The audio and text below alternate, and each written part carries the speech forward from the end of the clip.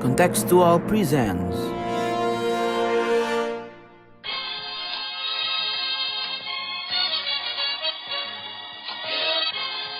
Sondern wir schaffen uns unseren Staat!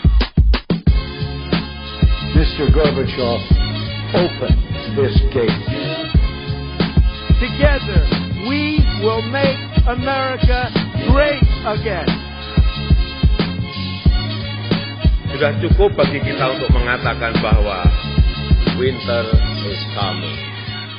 Selamat datang kembali di podcast Bebas Aktif. Halo para pendengar. Yo. Yes. Kali ini bakal ditemenin sama gua, Raffi, dan ada Ikhlas juga. Halo, Kelas. Halo. Aman ya, aman? Aman. Terkendali. Luar biasa. Terus ada juga ada Mas Sofwan di sini. Apa kabar, Mas Sofwan? Halo, baik. Ya, aman juga. Nah, ini seperti yang mau kita obrolin nih soal aman-aman. Iya. Ada suatu negara di Timur Tengah yang lagi sangat tidak aman kayaknya. Timur Tengah lagi ya kita bakal bahas hari ini. Nah, itu sebenarnya contested juga apakah kawasan ini masuk Timur Tengah atau enggak. Yes. Timur Tengah, Asia Tengah, atau Asia Selatan gitu. Jadi kita bertiga di episode kali ini bakal ngebahas topik yang udah kita hold lumayan lama ya, karena perkembangannya lumayan cepat dan terus berganti terus beritanya tiap hari. Jadi kita bakal bahas tentang Afghanistan, karena ada perkembangan baru yang menurut kita ini menarik juga ya, karena gue baru baca juga berita kalau salah satu pejabat di Afghanistan itu terbunuh waktu sholat Jumat kemarin. Nah, ini diduga dilakukan oleh Taliban pembunuhan ini. Dan juga ada perkembangan terakhir baru beberapa jam yang lalu kalau nggak salah ya. Gue baca di Al Jazeera itu ada Taliban udah mulai menduduki kota Zaranj, itu ibu kota di provinsi Nimruz, salah satu kota penting di Afghanistan. Dan semua ini kejadian dalam kondisi kekuatan militer Amerika Serikat di sana itu sedang dalam tahap akhir penarikan mundur. Jadi kira-kira udah 95% ditarik mundur sama Amerika dari Afghanistan. Nah, ini akan jadi diskusi yang menarik. Kita bertiga akan membicarakan hal tersebut. Tapi sebelumnya, gue mau promosi dulu. Buat teman-teman yang suka banget sama isu-isu HI, boleh follow podcast ini, Podcast Bebas Aktif di Spotify dan platform podcast lainnya. Juga jangan lupa follow sosial media kita di @kontekstualcom di Instagram dan Twitter. YouTube kita juga udah aktif lagi di Kontekstual. Dan kalau nggak mau ketinggalan berita kayak gini, tentang Taliban, tentang Afghanistan, dan lain-lain, boleh kunjungi website kita di kontekstual.com. Oke, kalau gitu gue mau mulai dengan pertanyaan yang simpel dulu. Tadi gue udah bilang Taliban mulai bergerak menguasai wilayah-wilayah penting di Afghanistan, dan di saat yang bersamaan militer AS juga ditarik pulang mundur. Kenapa bisa kayak gini kondisinya, Kelas? Oke, jadi sebenarnya kan ya peristiwa yang banyak di berita baru-baru itu memiliki sejarah yang panjang. Jadi sebenarnya kalau kita tarik, kan yang pasti ada keterlibatan Amerika ya. Kalau kita tarik keterlibatan Amerika ya mungkin kita bisa tarik sampai 2001. Tapi kalau mau ditarik lebih jauh lagi, ya sebenarnya Afghanistan atau ya perang di Afghanistan ini sudah berlangsung sejak lama gitu kan. Kalau dulu kita tahu ada invasi Uni Soviet ke Afghanistan pada tahun 1980-an. Sampai ya menjelang keruntuhan Uni Soviet itu, Uni Soviet kemudian menarik diri, dan ya Afghanistan kemudian ada di masa ketidakpastian itu, yang salah satu faksi paling dominannya itu adalah Taliban. Terus habis itu ya kan berlangsung kemudian ya instabilitas selama beberapa puluh tahun, sampai kemudian terjadi peristiwa yang menggemparkan dunia, terutama itu adalah 9/11. Dan ketika 9/11 kemudian Presiden George Bush kan pada waktu itu dia mendeklarasikan war on terror terhadap salah satunya itu Taliban, yang juga dianggap menjadi salah satu pelaku teror gitu, dan mendukung teror terhadap Amerika di dunia. Nah, dengan deklarasi war on terror tersebut, kemudian Amerika dan sekutu-sekutunya kayak NATO dan beberapa sekutu Amerika lainnya itu mulai kemudian mengirimkan pasukan ke Afghanistan untuk menundukkan Taliban, karena Taliban pada waktu itu ya adalah faksi yang paling berkuasa di Afghanistan. Dan perlu diketahui juga mungkin bahwa ini detail yang juga baru gue ketahui gitu, bahwa Afghanistan tuh ya sama mungkin kayak Indonesia, yang dia negaranya yang multi etnis gitu. Dan kalau untuk Taliban sendiri itu sebenarnya dia didominasi oleh suku dari Pashtun gitu, atau yang paling mayoritas saja di Afghanistan. Kemudian ya sebenarnya beberapa orang mengkomparasikan perang di Afghanistan ini seperti Vietnam keduanya gitu kan. Kalau boleh disamakan gitu, beberapa orang yang suka memberi contoh Karena ya perang ini berlangsung selama berpuluh-puluh tahun di Afghanistan, kan kita udah mulai dari 2001, terus sekarang udah 2021 yang udah hampir 20 tahun berarti, dan tidak kunjung kayak dicapai gitu. Sebenarnya apa sih tujuan Amerika di sana? Apakah bisa mendirikan negara Afghanistan yang stabil? Apakah bisa menghancurkan Taliban atau bisa menghapuskan teror? Ternyata nggak ada jawaban pasti bagi semua tujuan awal dari Amerika datang ke situ gitu loh. Terus habis itu pemerintahan berganti, kan kita udah lewat masa pemerintahan George W. Bush, terus habis itu Obama, dan kemudian Trump, yang semuanya itu masih ya masih ingin melanjutkan, nggak ingin melanjutkan juga sih, ada yang katanya ingin menarik mundur atau mengurangi keterlibatan Amerika di Taliban, tapi pada akhirnya peperangan di Taliban masih berlanjut selama 2 dekade selanjutnya. Nah, baru kemudian di masa Presiden Biden yang baru juga terpilih di tahun lalu, itu kemudian benar-benar mengambil langkah untuk kemudian menarik mundur pasukan Amerika dari Afghanistan dengan efektif, kayaknya mengakhiri keterlibatan langsung, terus paling nggak keterlibatan di darat gitu Amerika di Afghanistan. Nah, pada awalnya pengen ditarik tuh sekitar tanggal berapa September, tengah September, tapi belakangan ini dipercepat lagi sampai nanti deadline penarikan pasukan Amerika dari Afghanistan itu terakhir 31 Agustus, dan hanya menyisakan beberapa ratus orang gitu untuk sekedar mengamankan kedutaan besar Amerika Serikat di Afghanistan gitu. Jadinya ya sekarang prosesnya kan masih ongoing, penarikan pasukan Amerika Serikat tersebut, dan kita sudah lihat ya banyak perkembangan baru, terutama dari Taliban dengan manuver-manuvernya yang ya memanfaatkan vacuum of power dan kemudian ya membuat masa depan Afghanistan semakin tidak pasti lagi. Oke. Tapi setahu gue apa ya, bukannya semenjak Presiden Trump ya kelas apa? Trump kan bilang kalau dia mau narik pasukan dari Afghanistan, dan perasaan gue baca dia juga udah memulai proses itu sebelum Biden malah. Obama dulu. Obama justru. Jadi Obama malah dulu sempat pernah ada rencana withdrawal. Jadi perdebatan soal penarikan pasukan Amerika Serikat dari Afghanistan ini sebenarnya sudah lama. Dan Obama dulu juga sempat menyatakan ingin menarik mundur dan sudah menarik mundur sebagian. Trump juga menjanjikan untuk menarik mundur dari Afgan dan dari Irak juga kan sebenarnya. Karena sejak zaman Obama, saya kira ada asesmen di lingkaran kebijakan luar negeri Amerika Serikat, di lingkaran strategis Amerika Serikat yang sudah melihat bahwa Afghanistan itu bukan perang yang bisa dimenangkan secara militer. Kita harus ingat loh, Afghanistan itu mengalahkan Inggris pas Inggris masih di puncak Pax Britannica ya abad 19. Rusia kalah di waktu Perang Dingin saat dia masih superpower. Jadi ini kawasan yang bahkan superpower pun selalu mengalami kesulitan gitu. Afghanistan itu kan sempat terpukul jauh 2001 ya, Taliban itu. Tapi kita kemudian melihat bagaimana Taliban kemudian ternyata mampu membangun kekuatannya sendiri gitu ya, yang kemudian membuat perimbangan semakin ke sini malah semakin kuat ini Talibannya. Jadi ketika tahun 2011 kemudian Amerika Serikat berhasil mengirimkan Navy SEAL untuk membunuh Osama bin Laden di Pakistan ya.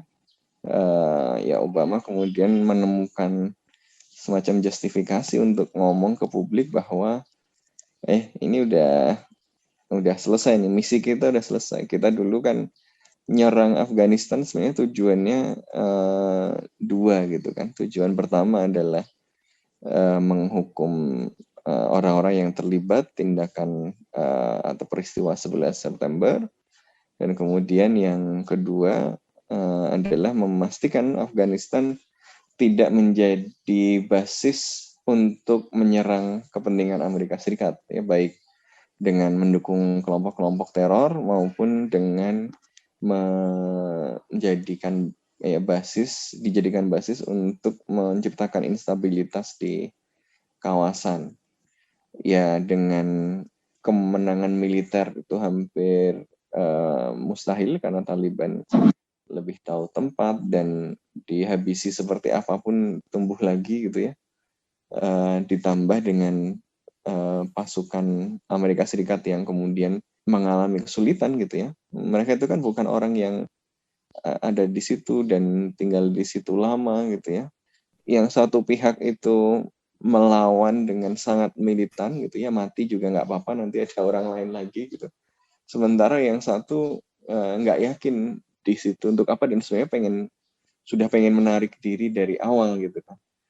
Problemnya kan kemudian plan A-nya Amerika Serikat sebenarnya simpel, datang ke Afghanistan, hukum Taliban lemah, Al-Qaeda berhasil dihancurkan, kemudian negara Afghanistan yang baru itu berdiri dan stabil. Dan ternyata nggak begitu. Ternyata pembangunan Afghanistan setelah Amerika Serikat berhasil mengalahkan Taliban tahun 2001 ya, dengan cepat. Ya. Ketika menyerang itu cepat. Itu Desember 2001 itu Taliban bahkan menawarkan menyerah tanpa syarat. Jadi Desember 2001 itu Taliban menawarkan menyerah tanpa syarat. Amerika Serikat menolak karena merasa sudah hampir menang, ini tinggal dikit lagi habis nih gitu ya. Tapi sekarang nih 2021 hampir 20 tahun kemudian Amerika Serikat ini yang mohon Taliban untuk perundingan biar dia bisa mundur, tapi nggak kasihan-kasihan amat nih pemerintah Afghanistan yang di backup Amerika Serikat gitu. Jadi perubahan luar biasa dalam 20 tahun ini. Afghanistan tuh kalah dengan cepat, tapi dia dengan cepat itu mengkonsolidasikan kekuatan lagi. Dan kenapa bisa begitu? Ya karena Amerika Serikat gagal membangun negara Afghanistan pasca Taliban ya. Yang dia topang kemudian politisi-politisi yang notoriously korup gitu. Ketika korup gitu kemudian mengandalkan dukungan Amerika Serikat ya gitu, kita kemudian melihat bahwa nggak populer gitu. Udah dilihat korup, di backupnya sama tentara dari luar gitu. Ya orang-orang yang kemudian tidak puas dengan itu ya walaupun mereka banyak juga yang nggak suka Taliban misalnya, ya sulit mengkonsolidasikan kekuatan untuk membangun negara baru yang demokratis. Jadi pemerintah yang disokong Amerika Serikat itu tidak tumbuh sehat sesuai rencana, sementara Taliban yang tadinya sudah mohon menyerah tapi mau dihabisi, ya terus akhirnya mundur, ternyata malah makin lama makin kuat. Jadi semakin gagal project nation building pasca Taliban di Afghanistan, semakin kuat Taliban. Dan ketika kegagalannya makin parah ya, korupsinya makin parah, Amerika Serikat kemudian mengurangi kekuatan karena harus membagi kekuatannya dengan Irak, dan di Irak kepentingan strategisnya lebih besar kan, di situ ada Iran, di situ ada Israel, di situ gitu ya, ada minyak yang lebih banyak di situ. Ya lama-lama Amerika Serikat pusing nih, waduh, ini kayak masuk ke lumpur hidup gitu. Masuk pengen nyelup sebentar doang. Terus bangun pemerintah Afghanistan yang pro Amerika, terus tinggal beres gitu. Ternyata nggak lancar. Membangun pemerintahan barunya nggak lancar, korup, ya, dukungannya terbatas. Taliban yang tadinya sudah menyerah, tiba-tiba ngelihat loh, kok malah begini? Wah bisa nih kita bangun lagi gitu. Ya, akhirnya Taliban menggunakan kekecewaan itu untuk mengkonsolidasikan kelompok-kelompok yang not necessarily tadinya satu front sama Taliban gitu. Tapi ya akhirnya dalam 20 tahun ini kekuatan berubah dengan cepat sampai ya kemudian tahun 2011 itu Amerika Serikat berhasil membunuh Osama bin Laden, dan Amerika Serikat menemukan momentum untuk ngomong, menjustifikasi ke publik, saya mundur bukan karena kalah. Tapi mission accomplished. Ini sudah menang kita. Karena sudah menang kita mundur gitu. Tapi sekutu-sekutunya di Afghanistan kan pusing. Ditinggal langsung dia babat kita nanti sama Taliban gitu. Nah, akhirnya tarik-menarik ini yang membuat prosesnya lama. Nah, akhirnya baru mundur sekarang, dan sekarang kondisinya sudah makin buruk karena Taliban sudah makin kuat posisinya.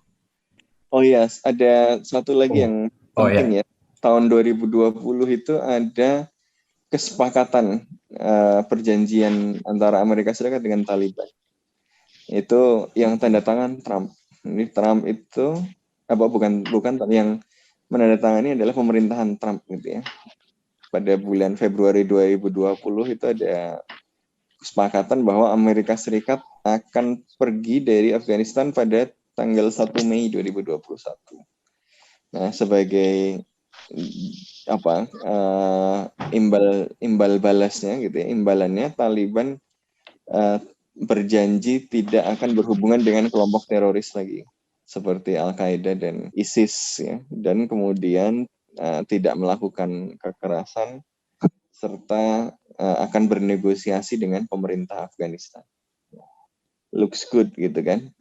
Amerika Serikat bisa mundur, tapi kemudian Taliban juga berjanji tidak mendukung terorisme dan mau ngomong sama pemerintah Afghanistan yang sekarang.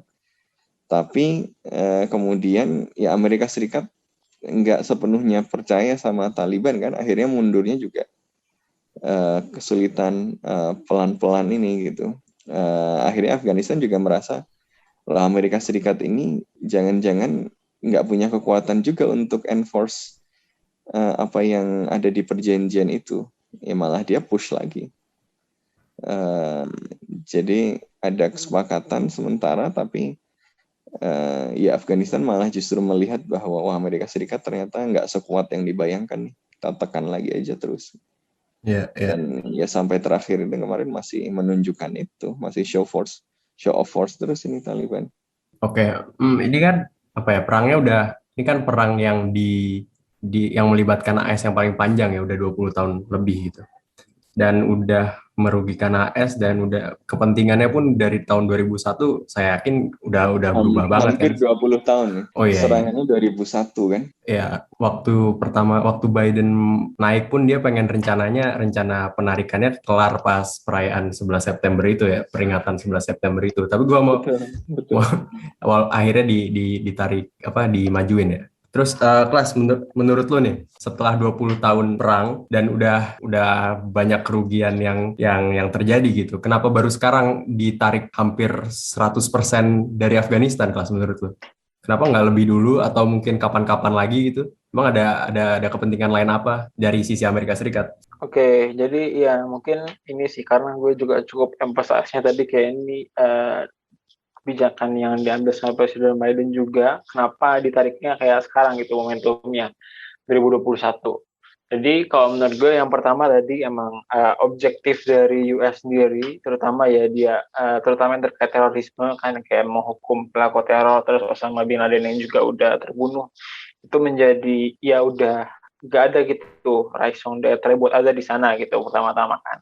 Tapi yang jadi concern selama ini juga kayak pemerintahan Afghanistan yang stabil, terus demokrasi dan lain-lainnya itu kan yang mungkin belum terwujud, dan kemudian kayak menahan presiden-presiden sebelumnya dari benar-benar menarik diri dari Afghanistan kan, dan takutnya Taliban kembali juga. Nah, tapi kalau di masa Presiden Biden sekarang mungkin ya kita merefer ke signature foreign policy dia juga, bahwa ya sekarang tuh dari Amerika adalah ya foreign policy for the middle class gitu. Jadi yang interest dari middle class adalah interest dari Amerika gitu, yang harus coba dimanifestasikan dalam foreign policy Amerika. Nah, seberapa terwujudnya itu ya itu kan itu subject of debate ya, karena ya kita lihat juga nggak semua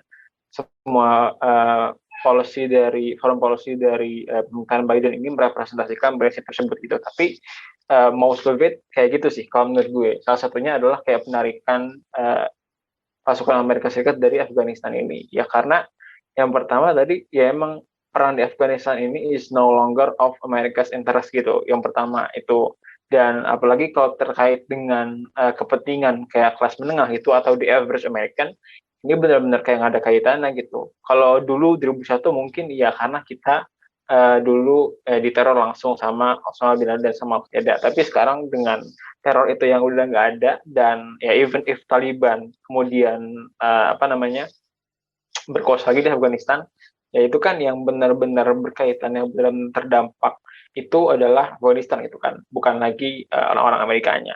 Jadi kayak emang pada in general jadinya kayak military adventure dari Amerika di luar negeri, nggak cuma di Afghanistan, tapi juga di Suriah, terus di Timur Tengah lainnya terutama, itu semakin ditarik lagi oleh Presiden Biden, dan trennya juga sebenarnya sudah mulai dari presiden-presiden sebelumnya, tapi menjadi semakin resolute sekarang, karena ya itu bukan lagi menjadi kepentingan Amerika yang sampai kita tuh harus mengeluarkan ya jutaan bahkan miliaran dolar dan mengorbankan nyawa-nyawa Amerika gitu. Kalau yang gue tangkap dari penjelasan lo, berarti orientasinya politik dalam negeri ya dong, kelas ya, bukan, karena gue sempat baca gitu di analisis di mana gitu ya, dan udah ada teman-teman conference juga yang nanya, apakah ini bentuk pengalihan kekuatan Amerika Serikat ke wilayah yang lebih dirasa dalam tanda kutip mengancam gitu, misalnya fokus ke China mungkin, atau itu bukan suatu concern yang penting, kelas? Ya kita nggak mindahin pasukan dari Afghanistan ke Pasifik gitu kan, tapi ya udah ditarik balik ke Amerika. Tapi kalau masalah fokus ya menurut gue benar sih, kayak emang sekarang maksudnya bukan not necessarily dipindahin ya, tapi emang fokusnya sekarang lebih ke Cina, karena yang dianggap sebagai imminent threat yang harus dihadapin itu ya China gitu kan, baik secara ekonomi, politik, atau bahkan keamanan gitu. Nah, dan ya military adventures kayak di negara-negara yang bahkan nggak terlalu penting secara global gitu buat Amerika, kayak Afghanistan, yang kemudian juga political outcomes-nya kita nggak tahu gini, kira-kira kan kalau presiden yang berkuasa kita pengen lah ada keberhasilan foreign policy apa gitu, tapi di Afghanistan yang nggak ada keberhasilan yang bisa kita lihat dalam waktu dekat, yang ada cuma deadlock aja secara bertahun-tahun. Dan balik lagi ke prinsip dari foreign policy-nya Biden tadi, ya mungkin kalau secara kebutuhan foreign policy for the middle class itu lebih terkait ke China, itu terutama kan ya secara ekonomi, impor, ekspor, dan juga perang dagang. Oke. Kalau menurut Mas Sofwan gimana, Mas? Kita harus ingat bahwa perdebatan soal Amerika Serikat harus mundur dari Afghanistan atau tidak ini sudah lama gitu. Dan meskipun ada banyak perdebatan ini, sebenarnya faktor utamanya adalah fakta bahwa kalkulasi lapangannya memang sudah nggak masuk. Amerika Serikat itu sudah militarily stretch di Afghanistan juga, dan ternyata keunggulan teknologi mereka, drone mereka itu juga nggak berhasil menghabisi Taliban gitu. Jadi sesederhana bahwa memang nggak mungkin menang. Jadi pilihannya adalah tinggal aja gitu, nanti biarin kayak apa, atau dinegosiasikan dengan Taliban, gue pergi ya, tapi tolong dong baik-baik sama si pemerintah Afghanistan yang sudah ada. Jadi kenapa bisa kemudian Taliban nggak kalah-kalah ya, satu karena kegagalan Amerika Serikat untuk kemudian menciptakan keadaan Afghanistan seperti yang dia rencanakan secara konseptual. Nah, saya kira ini kemudian nanti berkaitan dengan perdebatan yang lagi ramai nih. Ini ahli-ahli hubungan internasionalnya Amerika Serikat lagi ribut nih. Ada tulisannya Eikenberry sama Doudny tentang bagaimana Amerika Serikat ini sekarang sedang dikuasai oleh perspektif yang disebutnya misplaced restraint, koalisi Quincy. Ini kalau teman-teman iseng-iseng ke internet cek, ada yang namanya Quincy Institute. Di situ dalam beberapa tahun terakhir memang kemudian sangat aktif mengkritik petualangan internasional Amerika Serikat gitu ya, yang kemudian dilihat malah merugikan Amerika Serikat. Nah, ini lagi ada perdebatan ramai karena motor liberalisme internasional Amerika Serikat, John Eikenberry sama Doudny ini mengkritik koalisi Quincy ini. Nah, ini intinya kan sebenarnya kalau kita lihat diskusi ini, internasionalisme liberal itu kan percaya kalau mau dunia lebih baik, ya Amerika Serikat harus mendorong penerapan nilai-nilai demokrasi liberal ke seluruh dunia gitu kan. Bahkan ketika orang lain itu nggak mau liberal dan nggak mau demokratis gitu. Tapi agenda liberalisme internasional ini ternyata makan banyak biaya dan tidak selalu yang sesuai yang kemudian dibayangkan gitu kan. Menjatuhkan rezim itu gampang. Ya, tadi Taliban tadi diserbu langsung kalah gitu. Kabul itu langsung jatuh hanya dalam hitungan beberapa hari gitu ya. Tapi Taliban terusir ke pinggir-pinggiran itu terus nggak bisa beneran sampai beneran habis. Dan tentara Amerika Serikat itu tidak membayangkan akan stay di sana sekian lama, nggak punya sumber daya. Perang itu mahal. Sekaya-kayanya Amerika Serikat, perang itu mahal ya, bayarin orang di negara yang lain. Jadi faktornya karena skenario-nya nggak jalan. Faktornya karena Afghanistan ternyata bukan kertas kosong yang bisa digambari apa saja. Di situ sudah banyak gambar. Amerika Serikat menghapus Taliban, mau gambar di situ nggak bisa sesuka hatinya aja gitu ya. Ada banyak orang lain yang mau gambar, ada banyak gambar lain yang membuat Amerika Serikat ngapus gambar terus gitu ya, sampai capek sendiri. Tapi pas mau mundur lah Talibannya malah tambah kuat. Jadi satu adalah dinamika yang ada di Afghanistan itu sendiri yang ternyata di luar kendali Amerika Serikat. Kedua, saya kira tadi ada pergeseran dinamika gitu ya di Amerika Serikat sendiri, karena Amerika Serikat itu stuck di Irak, kemudian stuck di Afghanistan sekian lama. Ya akademisi-akademisi yang mengkampanyekan strategic restraint ya lebih di atas angin dong gitu. Karena janji liberal internationalism nggak jadi-jadi nih. Tuh katanya demokratisasi bikin dunia lebih aman. Itu Afghanistan nggak selesai-selesai, Irak nggak selesai-selesai gitu. Ya kan kalau lihat keadaan begitu, gitu, Anda di Washington mau jadi presiden, kira-kira yang Anda dengar siapa?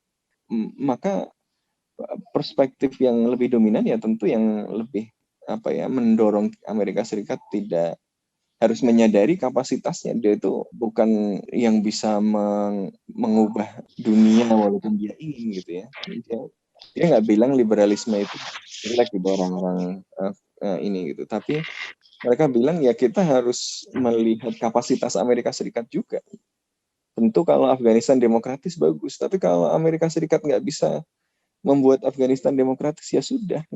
Kenapa harus dipaksa dan malah menghambur-hamburkan sumber daya tapi nggak ada hasilnya? Mundur aja. Nah kira-kira gitu. Jadi pertama dinamika Afghanistan yang sudah unwinnable. Ini sejak zaman Obama, saya kira konsensus di Amerika Serikat cukup clear. Afghanistan itu unwinnable. Yang kedua, ya moodnya berubah. Policy moodnya di Amerika Serikat sudah berubah. Amerika Serikat mengalami war fatigue ya. Udah capek. Jadi ya begitulah. Ada dua faktor ini. Kalau faktor eksternal tadi, apakah Amerika Serikat mau mengalihkan ke tempat lain yang lebih strategis? Saya kira mungkin ada itu juga. Tapi kita harus ingat justru Afghanistan ini kawasan yang sangat strategis loh. Dia pintu masuk ke Asia Tengah. Asia Tengah itu kawasan great game yang penting itu antara kekuatan-kekuatan besar ya Amerika Serikat dan Tiongkok. Dan Amerika Serikat mundur, yang masuk siapa?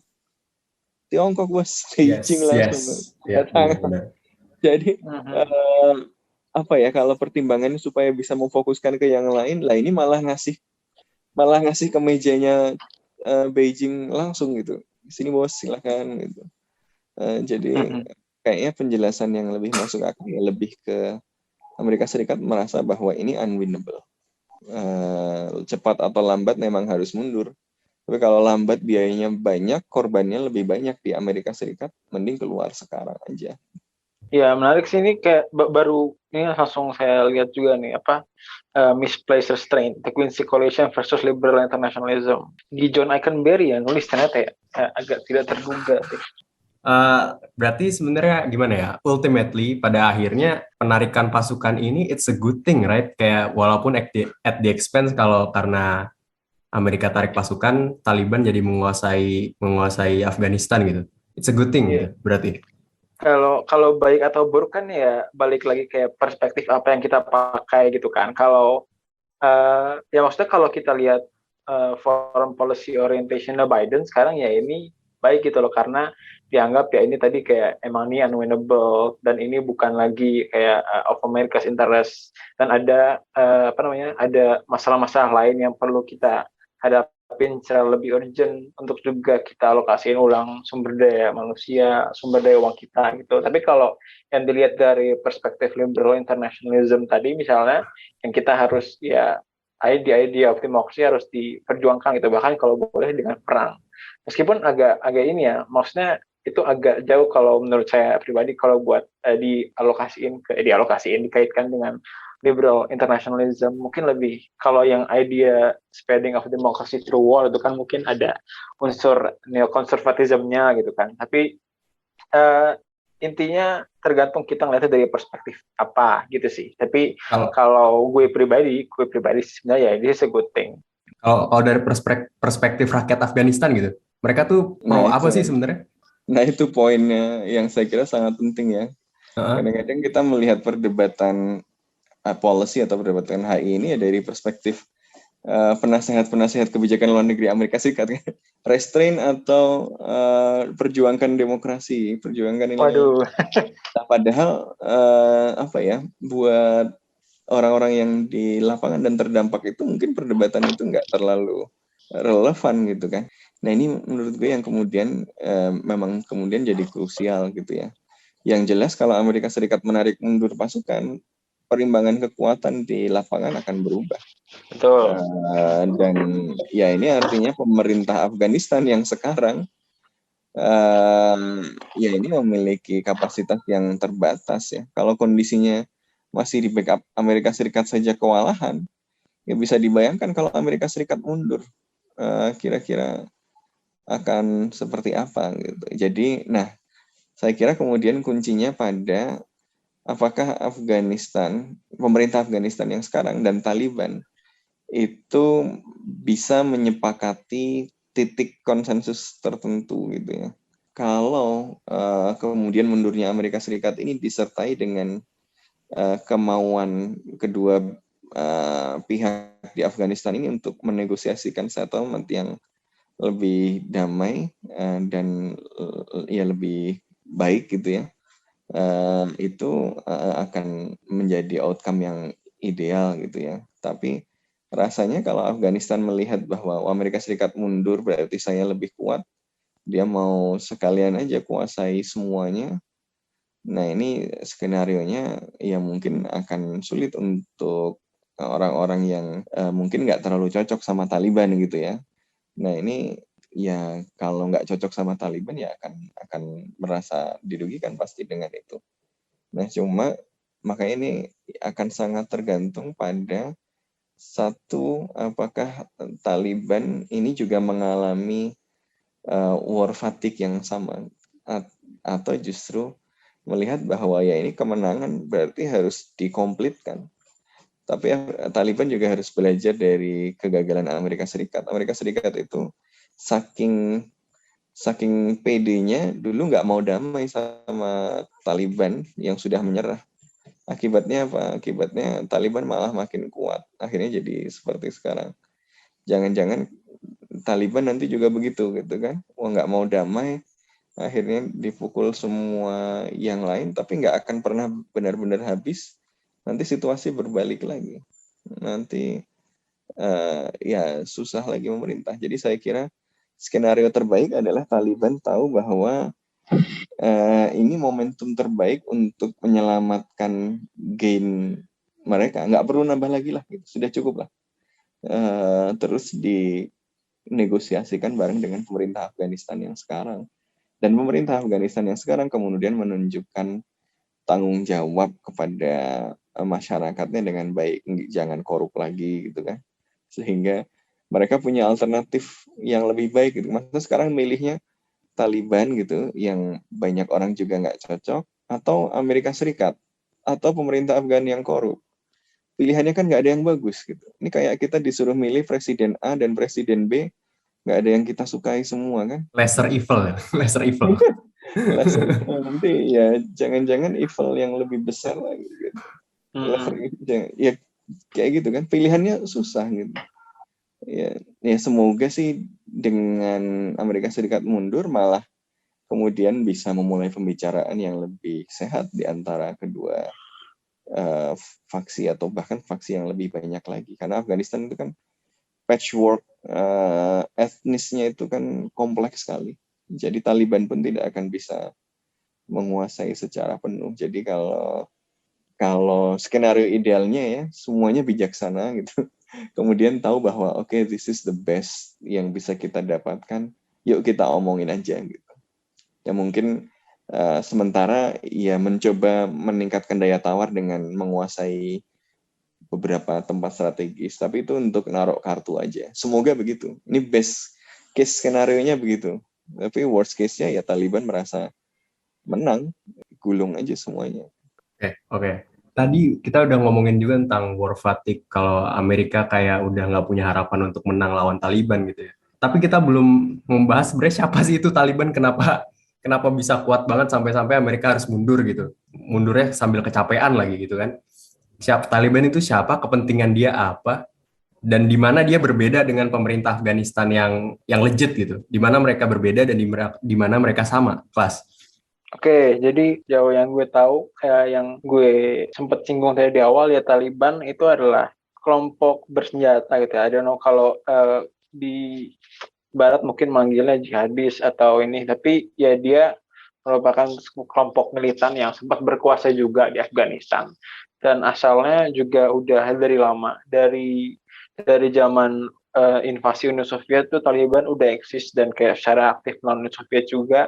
Dan mereka mayoritas terdiri dari suku yang dominan di Afghanistan itu suku Pashtun. Dan sebagai militan ya kan ada banyak juga, ada yang kayak militan yang sekedar dia pengen berkuasa, atau militan yang berbasis suku, atau militan yang berbasis hal-hal lainnya. Kalau Taliban ini sendiri ya dia lebih ke ya memiliki pemahaman atas Islam yang keras gitu, yang cukup hardline, kayak ya dia kalau dibandingkan dengan kondisi di Indonesia sekarang, jadi dia masih sangat melarang adanya pendidikan buat perempuan, terus masih menegakkan hukum yang kayak potong tangan, terus penggalan dan lain-lainnya, sehingga ya dianggap sebagai salah satu bagian dari Islam yang ekstrim, selain dari dia sendiri yang juga terlibat dalam kegiatan teror gitu.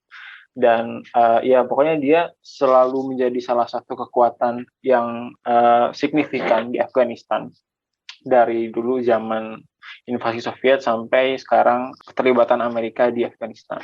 Ya, nambahin konteks sedikit ya. Jadi Afghanistan ini kan tahun 90-an chaotic karena Soviet kan mundur gitu ya. Soviet mundur, ya kemudian terjadi persaingan antar warlords ya, antar kelompok-kelompok perang yang basisnya suku, ada kelompok-kelompok mujahidin juga gitu ya, yang kemudian dengan kondisi yang demikian ya, kemudian Taliban muncul dan sangat berbeda dengan yang lain gitu, karena appeal-nya tidak berdasarkan faksionalisasi yang ada pada saat itu, tetapi pada satu identitas religius yang kuat.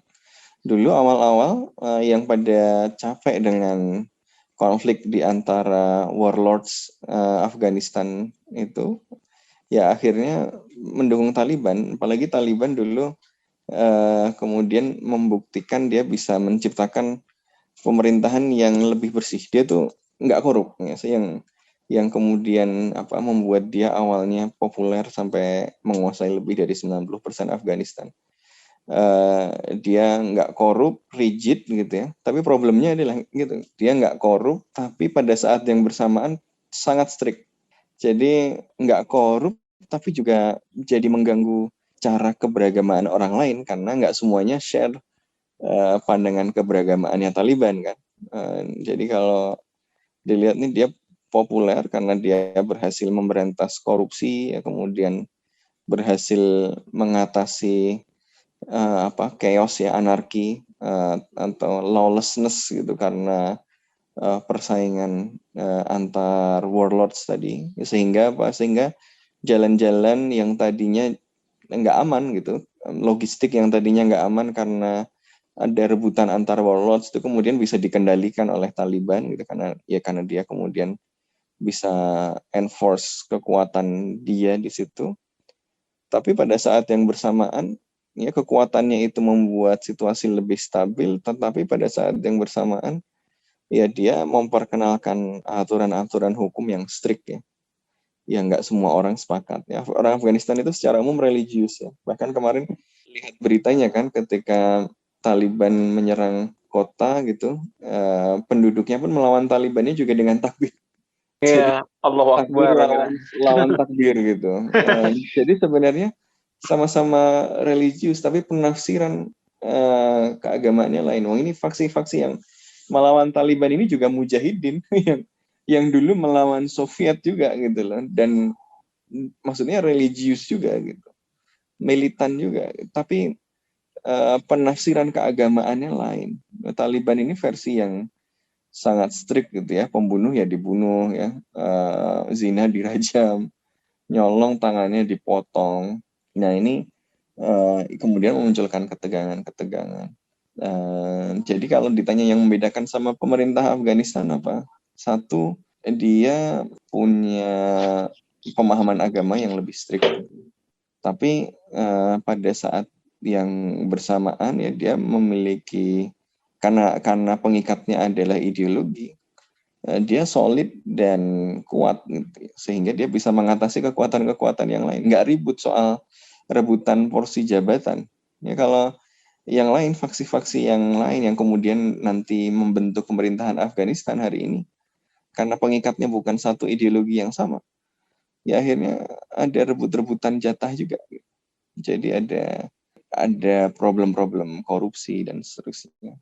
Nah ini kan agak repot pilihannya. Nah idealnya kan apa ya, pemerintah alternatif ini bisa muncul yang nggak korup gitu ya, bisa dipercaya publik, tapi juga apa ya, memberikan ruang kebebasan yang lebih luas dan penafsiran keagamaan misalnya yang lebih pas lah gitu ya bagi banyak orang Afghanistan. Oke. Tapi Ikhlas, waktu kita nyari-nyari topik nih, Ikhlas sempat nyinggung soal di diplomasi Taliban dengan China dan Rusia, mengingat juga Taliban ini kan juga lawannya Amerika Serikat di medan perang. Gimana, Ikhlas? Bisa dielaborasi lebih lanjut soal itu? Kayak menarik nih. Oke, jadi emang ya dalam baru minggu lalu kayaknya dia tuh sempat perwakilan dari Taliban itu sempat ketemu buat berdiplomasi sama Cina dan kemudian Rusia gitu. Yang ini merupakan sebuah langkah yang agak jarang lah kita temukan mungkin di dunia internasional. Kayak kita nggak expect misalnya kan kayak Hamas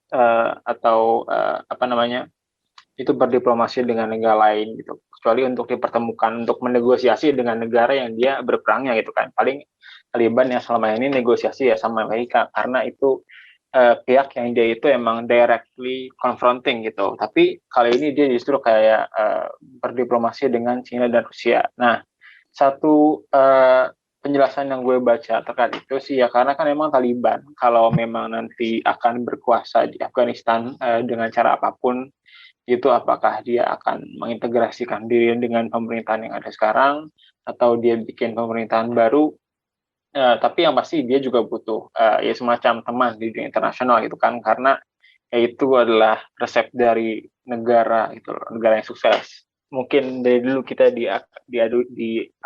kasih tahu di PKN dulu gitu kan, salah satunya adalah pengakuan dunia internasional itu. Nah, tapi kenapa China dan Rusia gitu? Kenapa nggak kayak negara-negara lain atau mungkin tetangganya yang lain gitu? Yang pertama sih kalau menurut gue yang pertama dari China dan Rusia yang attitude-nya selama ini mungkin kontras gitu dari Amerika Serikat yang dia itu ya kayak nyambung sama liberal internationalism tadi ya, preaching demokrasi, terus human rights dan hal-hal lainnya gitu yang secara langsung kontra dengan Taliban, dan dia nggak pengen kalau misalnya pemerintahan yang ada tuh dikuasain oleh Taliban ya, karena tadi Taliban itu tidak menerapkan kayak ajaran Islam yang sangat ketat itu yang dianggap berlawanan dengan HAM, terus juga tidak demokratis dan ya tidak menjamin hak sipil politik dan lain-lainnya. Tapi kalau kemudian ya kita berurusan sama China, kita berurusan sama Russia itu ya coraknya nggak seperti orang yang terlalu banyak pengen meddling atau ikut campur di politik domestik kita gitu loh, nggak ngatur kalau apakah negara kita harus demokratis, apakah negara kita harus menghormati HAM atau hal-hal lainnya, tapi lebih kayak ya udah kira-kira kerjasama strategis atau hubungan apa yang bisa kita bangun gitu, yang emang saling menguntungkan dalam in terms maksudnya kayak ya udah dalam terms uang kah atau dalam terms perdagangan aja gitu yang emang nggak berkaitan sama kepentingan politik domestik masing-masing yang bisa diurus antara kedua negara gitu. Jadi jadi urusan di Afghanistan, urusan yang strictly Afghanistan yang diatur oleh Taliban itu nggak diganggu-gugat sama kayak seperti oleh Amerika Serikat sekarang. Oke. Yang menurut saya ada faktor lain juga sih. Kita harus kayaknya penting untuk tidak melihat Taliban ini sebagai entitas yang sudah pasti kayak gitu, dari sononya begitu dan akan terus begitu juga gitu. Justru menurut gue bagaimana dia kemudian mau menunjukkan intensi berinteraksi dengan Cina dan kemudian dengan Rusia dengan lebih terbuka, ini menunjukkan sebenarnya bahwa Taliban itu juga belajar dan mengalami proses sosialisasi. Kenapa Taliban strict? Barangkali juga kita harus pahami tidak dalam kerangka esensialis. Kalau Taliban pasti strict gitu. Kita harus memahami konteks ketika dia muncul gitu. Ketika dia muncul ya Afghanistan dijajah oleh kekuatan asing. Kemudian setelah kekuatan asingnya pergi, orang-orang malah pada rebutan jabatan. Ya orang capek terkonsolid. Kemudian ada konsolidasi ideologi yang menawarkan kepastian, ukuran-ukuran yang jelas dan seterusnya. Ya pasti menarik gitu loh. Tapi ketika kemudian disikapi bahwa Taliban itu pasti begitu, kemudian harus dihajar, ya dia malah justru melawan. Dan ketika kemudian proyek menunjukkan alternatifnya gagal karena ternyata proyek negara yang dibangun oleh Amerika Serikat pasca Taliban kalah tahun 2001 ternyata tidak berhasil, ya orang malah justru semakin tertarik. Apalagi orang kemudian mengasosiasikan pemerintahan ini dengan korup dan dengan dukungan Amerika Serikat. Saya barangkali justru pendekatan pada Afghanistan dan Taliban ini harus lebih berbeda ya. Kita harus menggeser pemahaman esensialis bahwa Taliban itu pasti kayak gitu dan nggak bisa diubah. Justru barangkali Taliban jadi begitu karena konflik terus situasinya. Ini best skenario yang lain adalah Amerika Serikat mundur, Taliban tidak merasa terancam, kelompok-kelompok mujahidin yang anti Taliban itu tapi kemudian bisa mengkonsolidasikan diri, kemudian mereka bisa membicarakan hal-hal ini dengan baik-baik. Kan boleh ya berharap yang baik-baik gitu ya. Saya kok ingin berharap bahwa karena selama ini kita belum kasih kesempatan nih orang Afghanistan menentukan semuanya di antara mereka sendiri kan. Intervensi asingnya masih kuat sehingga orang cenderung konfliktual. Ya orang dalam situasi konflik apalagi dengan adanya intervensi asing itu kan pasti insecurity tinggi gitu. Ketika orang insecure, orang itu cenderung ingin memperkuat identitas yang paling dasar. Jadi barangkali ya kalau Amerika Serikat mundur, tapi kemudian ada suara-suara bijaksana di Taliban dan di kelompok pemerintah yang sekarang, barangkali hasilnya akan baik. Ya kalau enggak, ini menurut intelijen NATO dalam 6 bulan setelah Amerika Serikat mundur, ya pemerintah Afghanistan akan jatuh semuanya. Oke. Kedengeran mengkhawatirkan sebenarnya ya. Cuman dengan mulai menguasainya Taliban, dengan ditarik mundurnya pasukan Amerika Serikat, dan juga dengan the state of negara Afghanistan yang belum stabil dan belum kondusif gitu ya, Kelas. Menurut lo gimana masa depan Afghanistan ke depannya? Oke, kalau menurut gue sih ya mungkin ada beberapa faktor yang belum disebut juga yang pengen gue tekenin, meskipun kayak Amerika menarik diri gitu kayak secara darat, yang gue bilang tuh secara ground operation, maksudnya kayak ya udah nggak ada lagi ribuan tentara atau tank ataupun kendaraan-kendaraan militer lainnya dari Amerika Serikat di darat gitu, kecuali beberapa ratus doang untuk menjaga kedutaan besar. Amerika Serikat kayak masih akan memberikan support secara uang dan bahkan katanya military support, terutama yang kayak air support dan logistik gitu terhadap pemerintahan Afghanistan yang sekarang gitu, yang dibawa Presiden Ashraf Ghani. Jadi bisa dilihat juga ya kalau Amerika Serikat nggak lepas tangan semuanya gitu loh, kayak orang baru putus kan, nggak gitu. Tapi ya jadi masih ada keterlibatan Amerika Serikat dalam mendukung pemerintahan Afghanistan sekarang itu, karena itu yang di favor oleh mereka.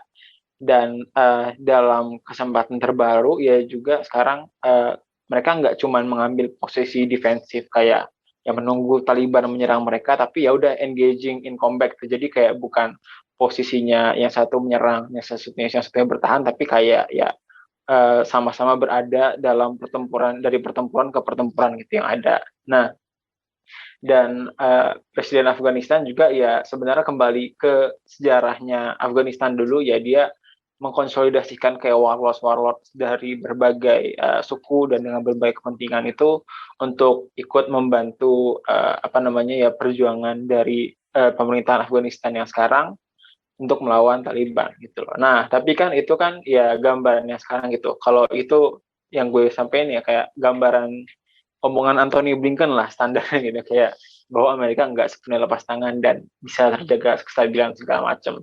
Tapi kalau ya gambaran jelasnya sih kalau menurut gue yang realistis ya masa depan tuh agak bleak sih, agak suram mungkin di Afghanistan, karena yang pasti yang tadi kalau yang dibilang sama Sofan tuh benar, pemerintahnya sekarang juga nggak fully ideal, tapi Taliban juga belum tentu apa yang rakyatnya mau. Dan yang pasti sekarang kan korban terus berjatuhan gitu, baik dari pihak Taliban ataupun pihak pemerintahan Ashraf Ghani dan koalisinya. Dan apakah kayak salah satu pihak bisa menang secara definitif gitu kan, itu juga tidak dapat dipastikan. Menurut gue ya salah satu kemungkinan terburuk adalah ya jadinya agak perang sipil lagi, jadinya berbagai faksi, nggak cuma Taliban doang itu jadi kembali berperang di Afghanistan,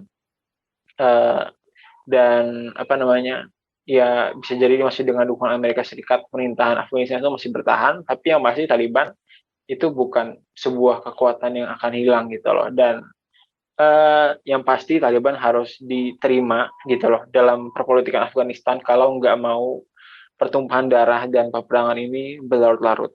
Siap. Perbincangan yang menarik banget tentang Afghanistan, sejarahnya dengan hubungannya dengan Taliban dan keterlibatan militer Amerika Serikat di sana semenjak tahun 2001. Buat teman-teman yang nggak mau ketinggalan berita HI terkini, boleh follow Instagram kita @kontekstualcom dan Twitter kita @kontekstualcom juga. Jangan lupa sering-sering kunjungi website kita di kontekstual.com. Gua Raffi, Ikhlas, dan Mas Sofwan cabut dulu. Sampai jumpa di episode selanjutnya.